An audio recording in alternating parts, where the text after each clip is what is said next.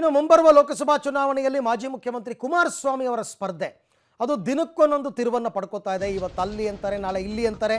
ಈಗೇನೋ ಮಂಡ್ಯ ಬೇಡ ಅನ್ನೋ ತೀರ್ಮಾನಕ್ಕೆ ಬಂದಿದ್ದಾರಂತೆ.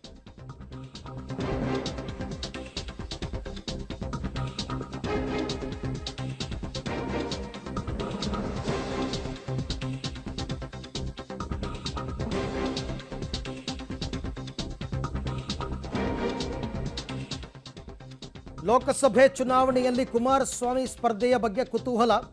ಮಂಡ್ಯದಲ್ಲೇನಾದರೂ ಕುಮಾರಸ್ವಾಮಿ ನಿಂತುಬಿಟ್ರೆ ಎಲ್ಲ ಸೇರಿಕೊಂಡು ಟಾರ್ಗೆಟ್ ಮಾಡಿಬಿಡ್ತಾರಾ ಅಂತ ಕಳೆದ ಬಾರಿ ನಿಖಿಲ್ಗಾಯ್ತಲ್ಲ ಆ ಥರ. ಹಾಗಾಗಿ ಈಗ ಬೇರೆ ಕ್ಷೇತ್ರದಿಂದ ಸ್ಪರ್ಧೆ ಮಾಡೋದಕ್ಕೆ ಕುಮಾರಸ್ವಾಮಿ ಅವರು ಚರ್ಚೆ ನಡೆಸ್ತಾ ಇದ್ದಾರಂತೆ. ಮಂಡ್ಯ ಬಿಟ್ಟು ಚಿಕ್ಕಬಳ್ಳಾಪುರದಲ್ಲಿ ಸ್ಪರ್ಧೆ ಮಾಡ್ತಾರಾ? ಚಿಕ್ಕಬಳ್ಳಾಪುರ ಕ್ಷೇತ್ರದ ಬಗ್ಗೆ ಸರ್ವೆ ಮಾಡಿಸಿದ್ದಾರೆ ದಳಪತಿಗಳು. ಚಿಕ್ಕಬಳ್ಳಾಪುರದಲ್ಲಿ ಮೈತ್ರಿ ಅಭ್ಯರ್ಥಿಗೆ ಗೆಲುವು ಅಂತಕ್ಕಂಥ ರಿಪೋರ್ಟ್ ಇದೆ. BJP ಹೈಕಮಾಂಡ್ ಜೊತೆ ಚರ್ಚೆ ಮಾಡಿದ ಬಳಿಕ ಅಂತಿಮ ತೀರ್ಮಾನ ಮಾಡ್ತಾರೆ. ಮಂಡ್ಯದಲ್ಲೇನಾದರೂ ಕುಮಾರಸ್ವಾಮಿ ನಿಂತರೆ ಸೋಲಿಸಲೇಬೇಕು ಅಂತ ಲೆಕ್ಕಾಚಾರದಲ್ಲಿ ಕಾಂಗ್ರೆಸ್ ಇದೆ. ಹೀಗಾಗಿ ರಿಸ್ಕ್ ಬೇಡ ಅಂತ ಬೇರೆ ಕ್ಷೇತ್ರದ ಬಗ್ಗೆ ಚರ್ಚೆ ಮಾಡ್ತಾರೆ. ಹೇಗಿದ್ದರೂ ಚಿಕ್ಕಬಳ್ಳಾಪುರದಲ್ಲಿ BJPಗೆ ಪ್ರಬಲ ಅಭ್ಯರ್ಥಿ ಇಲ್ಲ, ಇದ್ದಾರೆ, ಸುಧಾಕರ್ ಅವರು ಕೊಡಬೇಕು ಅಂತಕ್ಕಂಥ ಲೆಕ್ಕಾಚಾರ ಇದ್ದಾರೆ. ಆದರೆ ಕುಮಾರಸ್ವಾಮಿ ಸ್ಪರ್ಧೆ ಮಾಡಿದ್ರೆ ಗೆಲುವು ಫಿಕ್ಸ್ ಅನ್ನೋ ಲೆಕ್ಕಾಚಾರ. ಸುಧಾಕರ್ ಅವರು ಟಿಕೆಟ್ ಆಕಾಂಕ್ಷಿಯಾಗಿದ್ದಾರೆ. ಮತ್ತು SR ವಿಶ್ವನಾಥ್ ಅವರ ಮಗನಿಗೆ ಟಿಕೆಟ್ ಕೊಡಿಸ್ಬೇಕು ಅಂತ ಓಡಾಡ್ತಾ ಇದ್ದಾರೆ. ಹಾಗಾಗಿ ಇಬ್ರಿಗೂ ಬೇಡಪ್ಪ, JDSಗೆ ಬಿಟ್ಕೊಟ್ಬೋಣ, ಕುಮಾರಸ್ವಾಮಿನೇ ನಿಂತ್ಕೊಳ್ಳಿ ಅಂತ ತೀರ್ಮಾನಕ್ಕೆ ಬಂದರೂ ಬರ್ಬೋದು. ಯಾಕೆಂದರೆ ಚಿಕ್ಕಬಳ್ಳಾಪುರ ಜಿಲ್ಲೆಯನ್ನಾಗಿ ಘೋಷಣೆ ಮಾಡಿದ್ದು ಕುಮಾರಸ್ವಾಮಿ ಮುಖ್ಯಮಂತ್ರಿ ಆಗಿದ್ದಾಗ. ಆಮೇಲೆ ಅಲ್ಲಿ ಒಕ್ಕಲಿಗ ಮತಗಳು ದೊಡ್ಡ ಪ್ರಮಾಣದಲ್ಲಿವೆ. ಕುಮಾರಸ್ವಾಮಿ ನಿಂತರೆ ಒಕ್ಕಲಿಗ ಮತ ಪ್ಲಸ್ BJPಯ ವರ್ಚಸ್ಸು.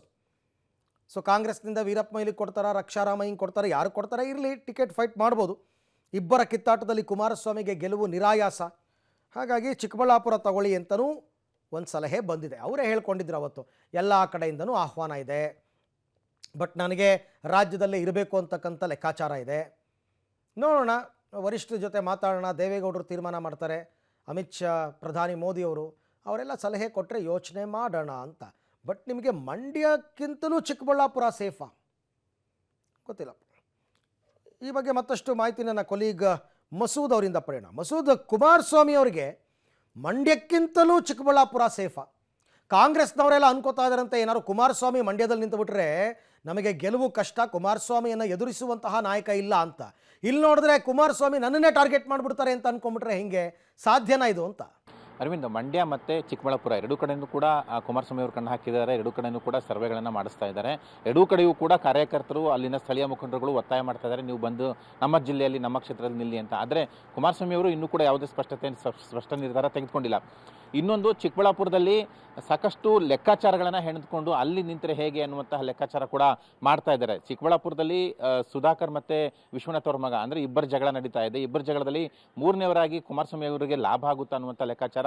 ಇತ್ತ ಕಾಂಗ್ರೆಸ್ನಲ್ಲೂ ಕೂಡ ಕಿತ್ತಾಟ ಇದೆ, ಅಲ್ಲೂ ಕೂಡ ಟಿಕೆಟ್ಗೆ ಪೈಪೋಟಿ ಇದೆ. ಆ ಒಂದು ಕಿತ್ತಾಟದ ಲಾಭನೂ ಕೂಡ ಸಿಗುತ್ತಾ ಅನ್ನುವಂಥದ್ದು. ಇನ್ನು ಚಿಕ್ಕಬಳ್ಳಾಪುರ ಜಿಲ್ಲೆ ರಚನೆ, ಈ ಒಂದು ಭಾವನಾತ್ಮಕ ಸಂಬಂಧ ಅಲ್ಲಿಂದ ಜಿಲ್ಲೆ ಜನರಿಗೆ, ಅದು ಜೊತೆಗೆ ಹಳೆಯ ಭದ್ರಕೋಟೆ JDSಗೆ ಮತ್ತೆ ಅಲ್ಲಿ ಗೆಲುವು ಮತ್ತೆ ವಶಪಡಿಸ್ಕೋಬೇಕು ಅನ್ನುವಂತಹ ಲೆಕ್ಕಾಚಾರದಲ್ಲಿ ಕುಮಾರಸ್ವಾಮಿ ಅವರಿದ್ದಾರೆ. ಮಂಡ್ಯದಲ್ಲಿ ಇಬ್ಬಿಬ್ರು ಮೂರು ಜನ ವಿರೋಧಿಗಳೇ ಪ್ರಬಲವಾಗಿದ್ದಾರೆ. ಒಂದು ಕಡೆ BJPಯ ನಾರಾಯಣಗೌಡರು, ಇನ್ನೊಂದು ಕಡೆ ಸುಮಲತಾ ಅವರು, ಇನ್ನೊಂದು ಕಡೆ ಚಲುವರಾಯಸ್ವಾಮಿ ಅವರು, ಕಾಂಗ್ರೆಸ್ ನಾಯಕರು ಎಲ್ಲರೂ ಕೂಡ ಸೇರ್ಕೊಂಡು ಎಲ್ಲಾದರೂ ಒಂದು ಕಡೆ ಸೋಲಿಸ್ಬಿಡ್ತಾರೆ, ಮತ್ತೆ ಹಳೆಯ ಸೋಲು ಮರುಕಳಿಸುತ್ತಾ ಅನ್ನುವಂಥ ಒಂದು ಹಿನ್ನಡೆ, ಒಂದು ಭೀತಿ ಕುಮಾರಸ್ವಾಮಿ ಅವರಿಗಿದೆ. ಹಾಗಾಗಿ ಚಿಕ್ಕಬಳ್ಳಾಪುರದಲ್ಲೂ ಕೂಡ ಪ್ರಯತ್ನ ಪಡ್ತಿದ್ದಾರೆ ಅಂತ ಹೇಳಲಾಗ್ತಿದೆ. ಹೈಕಮಾಂಡ್ ಅವರಿಂದ ಈ ಒಂದು ಕ್ಷೇತ್ರ ತೆಗೆದುಕೊಳ್ತಾರಾ, ಇಲ್ಲಿ ನಿಂತ್ಕೊಳ್ತಾರಾ ಅನ್ನುವಂಥದ್ದು ಕುತೂಹಲ. ಸದ್ಯದಲ್ಲೇ ಕುತೂಹಲಕ್ಕೆ ತೆರೆ ಬೀಳುತ್ತೆ. Arvind, okay Masood, thank you ತಮ್ಮೆಲ್ಲ ಮಾಹಿತಿಗಾಗಿ. ಸಹಜ, ಏಕೆಂದರೆ ಎಲ್ಲ ಸಾಕಷ್ಟು ಅಳೆದು ತೂಗಿ ನೋಡಿ, ಸಾಧಕ ಬಾಧಕಗಳನ್ನ ನೋಡಿ ಸ್ಪರ್ಧೆ ಮಾಡಬೇಕಾಗತ್ತೆ. ಮಂಡ್ಯ ಅಂದರು, ಬೆಂಗಳೂರು ಗ್ರಾಮಾಂತರ ಅಂತಂದರು, ಈಗ ಚಿಕ್ಕಬಳ್ಳಾಪುರ ಅಂತ ಇದ್ದಾರೆ. ಮೊದಲನೇದಾಗಿ ಕುಮಾರಸ್ವಾಮಿ ಸ್ಪರ್ಧೆಗೆ ದೇವೇಗೌಡರು ಗ್ರೀನ್ ಸಿಗ್ನಲ್ ಕೊಡ್ತಾರಾ, BJP ಹೈಕಮಾಂಡು ನಿಂತ್ಕೊಳ್ಳಿ ಅಂತ ಹೇಳ್ತಾರಾ ನೋಡಿ, ಆ ನಂತರ ಕ್ಯಾಂಡಿಡೇಟ್ ಯಾರು ಏನು ಎತ್ತ ಅಂತ ಎಲ್ಲೂ ಸಿಗದೇ ಇದ್ದರೆ ಕುಮಾರಸ್ವಾಮಿ ಅವ್ರನ್ನ ಟ್ರೈ ಮಾಡಬಹುದು.